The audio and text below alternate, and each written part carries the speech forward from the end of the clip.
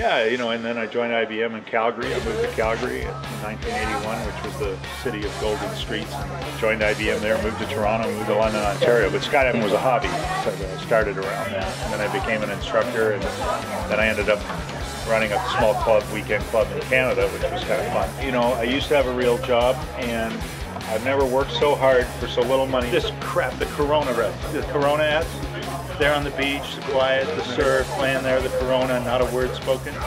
Bullshit. You know, they go to corporate seminars and people go on about, you know, this is the life that you want. Bullshit. I want chaos. I'm Janet. I'm originally from Buffalo, New York. Moved down here to Florida for Skydive City because it's the best drop zone in the world. And I've been to 27 different drop zones. A couple of them I made my home, but this one, I've always come back here. This is the best one. I've been in these trailers. I'm on and off these trailers. Depends on the night. I just stay with different friends. You know, we're all friends. We're all family. It's just what you do. Started jumping when I was like 18 and did that for a couple years. And then when I was in college, about 6 months before I was graduating, from there, I just started calling around big drop zones. Yeah, the lady that was running the mat down here at the time said, sure, come on down, we'll see. And pretty much been here off and on for the last 10 years. There's a breed of people that want to do that, and I do not understand it. I mean, it's like the dirtiest. You out here in July, 95 degrees out, 100% humidity, and I'm going to pack 25 tandem rigs in a day, right? Are you high? Everything I've got, like the trailer I live in, is paid for, the truck's paid for. So really all I need is, you know, rent money and food. That's it. I am on unemployment, but one time I needed cash and I actually went and cleaned friggin' dead roaches up in one of his properties. And where does our money go? Our money goes to skydiving because it's an addiction. Hey guys, my name's Mike. Come on in, check out the place. Got all the amenities, refrigerator, microwave, kitchen, little glass block shower, mobile bachelor pad. Lifestyle at the drop zone is pretty easy. I can jump on the weekends, and it's nice because I'm here all the time and enjoy the company, friends. You know, Mike punched me in the mouth one time. You know, I've thrown people off for different reasons. You know, there's a drop-down drunken fight down there, and throwing them the cops. You know, scene out of Cops, right, where there's 5 cops on top of the guy, and the rest of them coming up and throwing him in the car, and that because he got drunk and beat shit out of his wife, or was peddling drugs, or he threw a brick through somebody's car, which are all things that have actually happened here. And, you know, and then you go, all right, well, that was really pleasant. So, what are you moving? You pray before you jump? Yeah. Anybody pray before you jump?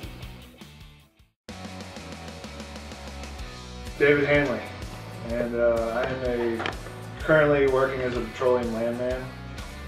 When an oil company wants to drill a well, they need to know who owns the property, the surface, and the minerals underneath. So I go to the courthouse and I research, change the title back to the sovereignty. It's basically a bunch of reading old dusty books and legal documents all day long. So if I catch a glimpse out the window and it's pretty outside, my mind immediately goes out there because my whole life is geared towards skydiving. I'm divorced twice. Only 34 years old. My name's Veronica Wolf. I've been skydiving for 4 years. I'm a professional drop zone bum. I realized I could make money with that when I started, and then got some equipment and started to be a videographer. I'm a student right now for massage therapy. I did notice that there are a lot of people that make good money in drop zones, and so I thought if I massage, I could travel with it. Traveling is like the only thing I've known in my life, and I'm natural at it. Nigel Milligan, England. You can tell from my accent. Air Force family. Grew up in Cyprus, Hong Kong. Then joined the London Police Force for 10 years. Started to skydive as a hobby. I came over here actually and I did my first 20 jumps in Hong Kong. Well, talking about fear, certainly the first 100 jumps, if I hadn't jumped in 2 or 3 weeks, I'd be driving, this is in England, I'd be driving out of the drop zone and, you know, my heart doing this and what the fucking hell am I doing this for? This is crazy.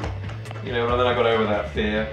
But of course then, this is the dangerous period and about the sort of 100 jump range where you think, this shit's easy, I'm good at this.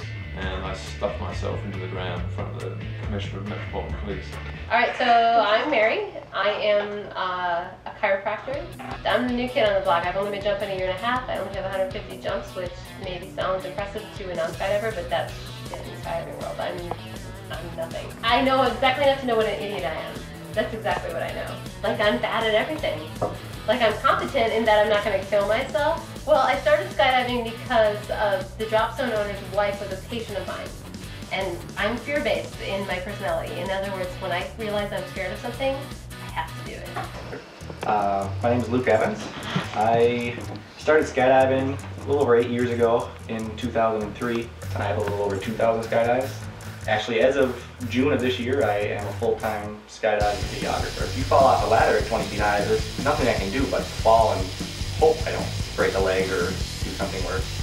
And that's where some of that fear of the lower altitude, you know, I said once we're above 1,500 feet and that hot air balloon, she's like, if I jump out, I can pull my reserve parachute and I'm fine. All right, I'm Bill. Done a little over 500 jumps. First jump was in 1997. Did a whole bunch of jumps, did a whole lot of fun stuff. And then went broke and didn't jump at all for a while. Been injured too. Arm was all screwed up. Arm was a plane crash. Broken legs and all that was just normal stuff, really. I'm a bus driver right now for handicapped adult people, mental disabilities. Yeah, before that I was a goldsmith. I was doing all the fancy, really expensive diamond rings, you know, making them all from scratch, custom made. Made a lot of money with that. Where am I living? I've been living in my mom's garage. For over 4 years, I've been jumping almost every single weekend for 4 years. I think I've missed like a dozen weekends in 4 years skydiving. I've got almost 2,000 jumps in 4 years. And it's just, there's something I have to do. Like if I don't jump, I rolled my ankle a couple weekends ago. I didn't jump for like 3 weeks. And I was sitting at my house on the couch this Saturday, like, what do people do on Saturdays? The psychological profile is people who sign this waiver and they understand the risk, and it will, and it could happen, and it could be you. You know, nobody's hoping, nobody's going out there on some death wish. It's not what it's about. It's still a social thing, but we have this level of acceptance on that, and it does happen.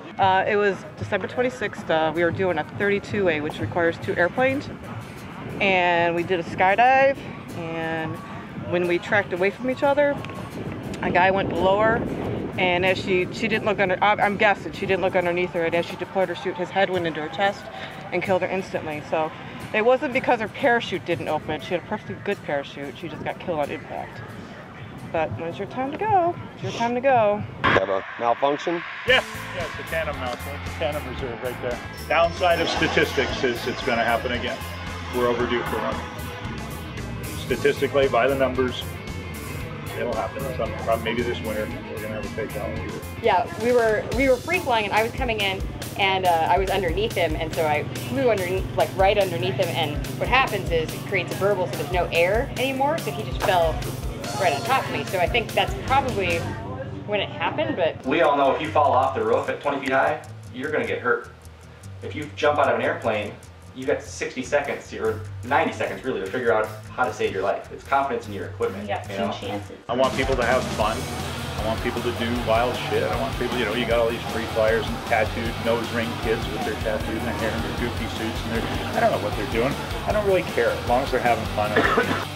Most perfect. You know, well, this is my IBM background. Chicks' boobs and fucking trying to get the fucking computer to do that shit that they promise you it's gonna do, but it'll never fucking do it. They don't work at it. Fuck. Yeah, the Germans are coming. It's great. You'll see them naked because they like to be naked. Yeah, they're not circumcised, so it's kind of entertaining.